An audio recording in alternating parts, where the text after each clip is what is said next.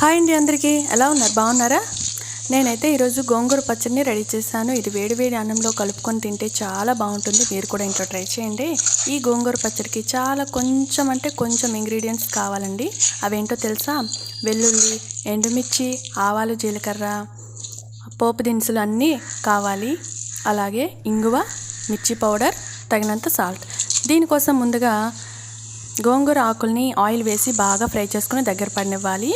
ఆ తర్వాత నేనైతే దానికోసం పోపు పెట్టుకున్నాను అనమాట. ఆయిల్ వేసి దానిలో ఎండుమిర్చి, ఆవాలు, జీలకర్ర, వెల్లుల్లి రెబ్బలు వేసుకొని గోల్డెన్ ఫ్రై అయ్యే వరకు ఫ్రై చేసుకున్నాక దానిలో మిర్చి పౌడర్ ఇంకా ఇంగువని వేసుకున్నాను అనమాట.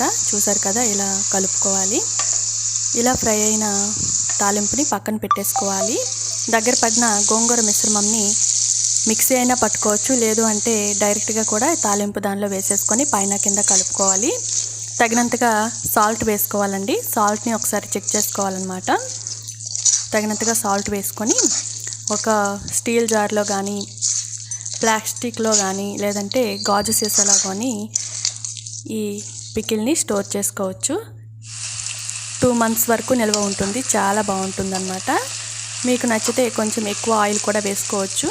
నేనైతే సరిపడా ఈ విధంగా చేసుకుంటే గోంగూర పచ్చడి అనేది 2-3 months వరకు నిల్వ ఉంటుందన్నమాట.